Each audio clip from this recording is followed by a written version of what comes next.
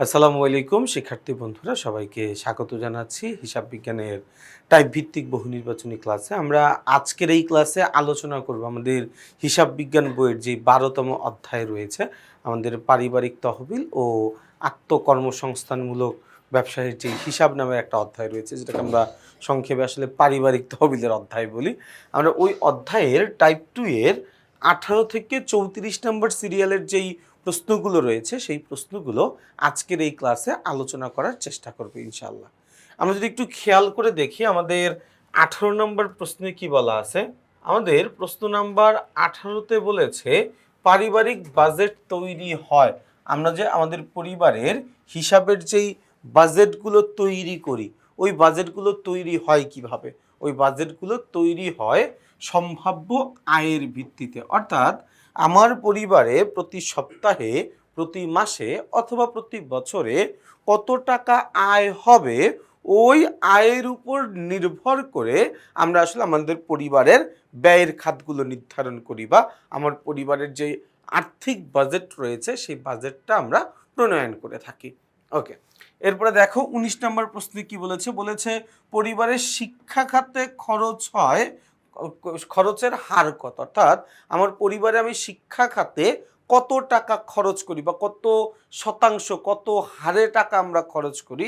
আমরা খরচ করি হচ্ছে 10 থেকে 15%। অর্থাৎ আমার প্রতিষ্ঠানে, আমার পরিবারের প্রতিষ্ঠান না, সরি, আমার পরিবারের আয় যদি হয় 100 টাকা, তাহলে এই 100 টাকার 10 থেকে 15%, অর্থাৎ 10 থেকে 15 টাকা আমরা খরচ করি হচ্ছে শিক্ষা খাতে। কোন খাতে খরচ করি? শিক্ষা খাতে খরচ করি 10 থেকে 15% টাকা, তাই না? আচ্ছা, এরপরে আমরা চলে যাই। এরপরে হচ্ছে আমাদের 19-এর পরে প্রশ্ন নাম্বার 20 নম্বর প্রশ্নে কি বলা আছে আমরা দেখি। আমাদের 20 নম্বর প্রশ্নে বলেছে পারিবারিক বাজেটে বাসস্থান খাতে কত শতাংশ, মানে খরচের কত শতাংশ টাকা আমরা খরচ করি। আমাদের পারিবারিক বাজেটে বাসস্থান খাতে খরচের শতকরা হার কত। আমরা বাসস্থান খাতে খরচ করি হচ্ছে 30 থেকে 40% টাকা। অর্থাৎ আমার মাসিক আয় যদি 100 টাকা হয়, তাহলে আমি 30 টাকা থেকে 40 টাকা হচ্ছে আমি আমার পরিবারের বাসস্থান খাতে খরচ করতে পারবো। আমার বেতন যদি 10,000 টাকা হয়, বা আমার পরিবারের আয় যদি 10,000 টাকা হয়, তাহলে 3 থেকে 4,000 টাকা আমি আমার বাসস্থান খাতে খরচ করতে পারবো। আমার বেতন যদি 1,00,000 টাকা হয়, তাহলে আমি 30 থেকে 40,000 টাকা খরচ করতে পারবো আমার বাসস্থান খাতে। অর্থাৎ ওই যে বললাম, পরিবারের বাজেটের মূল কাহিনীটাই হচ্ছে কি, আয় বুঝে ব্যয় করা। আমার আয় কেমন হচ্ছে, আমার আয় কতটুকু হচ্ছে, ওই আয়ের উপর নির্ভর করে আমরা আসলে ব্যয়গুলো সম্পাদন করব, তাই না? আচ্ছা, এরপরে দেখো 21 নম্বর প্রশ্নে পারিবারিক বাজেটের নমুনায় শিক্ষা খাতের ব্যয়ের হার কত। এটা কিছুক্ষণ আগে আমরা দেখছিলাম, শিক্ষা খাতে আমরা ব্যয় করি 10 থেকে 15% টাকা। আমাদের আয়ের 10% থেকে 15% টাকা আমরা খরচ করি হচ্ছে শিক্ষা খাতে। 10% থেকে 15% টাকা আমরা খরচ করি শিক্ষা খাতে। 22 নম্বর প্রশ্নে দেখি কি বলা আছে। পরিকল্পনার সংখ্যাত্মক প্রকাশকে কি বলে। আমাদের পরিকল্পনার সংখ্যাত্মক যেই রূপ, সংখ্যাত্মক যেই মানে প্রকাশটা, সেই সংখ্যাত্মক রূপ বা প্রকাশকে আমরা আসলে বাজেট বলি। পরিকল্পনার সংখ্যাত্মক রূপকে বাজেট বলা হয়। পরিকল্পনার সংখ্যাত্মক রূপকে কি বলা হয়? বাজেট বলা হয়। ওকে, এরপর আমরা চলে যাব 22-এর পরে প্রশ্ন নাম্বার 23 নম্বর প্রশ্নে বলা আছে বাজেট কি। এইমাত্র আলোচনা করলাম পরিকল্পনার সংখ্যাত্মক রূপ হচ্ছে আমাদের জন্য বাজেট। 24 নম্বর প্রশ্নে বলেছে মৎস্য খামার প্রকল্পে বিনিয়োগকৃত ব্যয় কোনটি। মৎস্য খামার প্রকল্পে বিনিয়োগকৃত ব্যয় হচ্ছে পুকুর সংস্কার।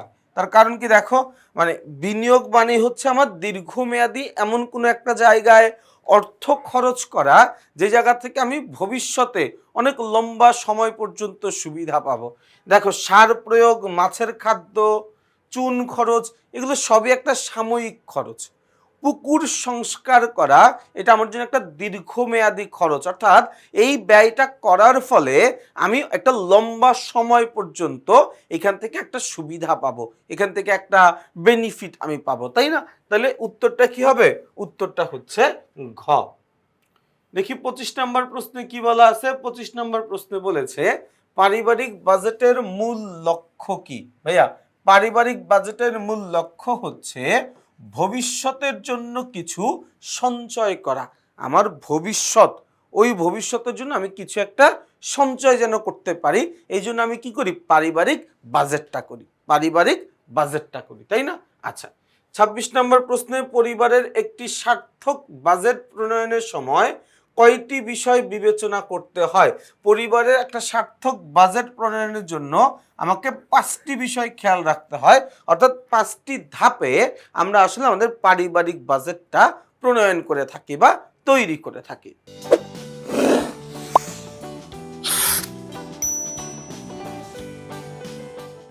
চলে যাব প্রশ্ন নাম্বার 27।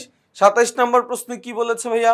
বলেছে যে পারিবারিক বাজেটের নমুনায় খাদ্য খাতে ব্যয়ের মানে খাদ্য খাতে বরাদ্দের সংখ্যা কত, বা খাদ্য খাতে আসলে আমি কত টাকা ব্যয় করতে পারি, তাই না?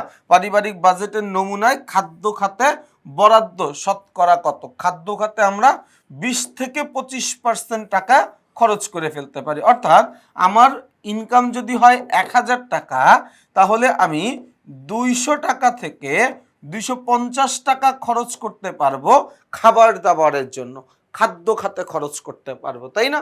আচ্ছা, এরপরের প্রশ্নটায় আমরা চলে যাব। প্রশ্ন নাম্বার হচ্ছে 28। কি বলা আছে? আনুমানিক ব্যয় অপেক্ষা প্রকৃত আয় বেশি হলে কোনটি হবে?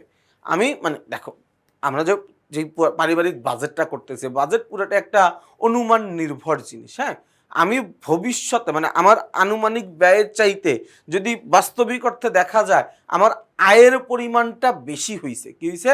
আয়ের পরিমাণটা বেশি হইছে, সেটাকে আমরা কি বলি? ব্যয় অপেক্ষা যদি আয় বেশি হয় সেটাকে আমরা বলি উদ্বৃত্ত বাজেট। ব্যয় অপেক্ষা যদি আয়ের পরিমাণ বেশি হয়, ব্যয় অপেক্ষা যদি আয়ের পরিমাণ বেশি হয় সেটাকে আমরা বলি উদ্বৃত্ত বাজেট। কি বাজেট ভাইয়া? উদ্বৃত্ত বাজেট। প্রতিটি পরিবারের বাজেটের মূল লক্ষ্য কি? প্রত্যেকটি পরিবারের বাজেটের মূল লক্ষ্য হচ্ছে সঞ্চয় করা, অথবা সঞ্চয় প্রবণতা বৃদ্ধি করা, অথবা ভোগ প্রবণতা হ্রাস করা। যেহেতু এখানে সঞ্চয় আছে, আমরা উত্তর হিসাবে সঞ্চয়টাকে গ্রহণ করতে পারি। এরপরে দেখো ভাইয়া প্রশ্ন নাম্বার 30 নম্বর প্রশ্নে কি বলেছে? বাস্তবমুখী বাজেট তৈরি করার সময় কয়টি বিষয়ের প্রতি লক্ষ্য রাখতে হয়? লক্ষ্য রাখতে হয় কয়টি বিষয়ের প্রতি? 5টি বিষয়ের প্রতি। কয়টি বিষয়ের প্রতি ভাইয়া? 5টি বিষয়ের প্রতি। এরপর আমরা আসি প্রশ্ন নাম্বার 31 নম্বর প্রশ্নে কি বলেছে? বলেছে পারিবারিক বাজেটে যানবাহনের খরচের পরিমাণ কত?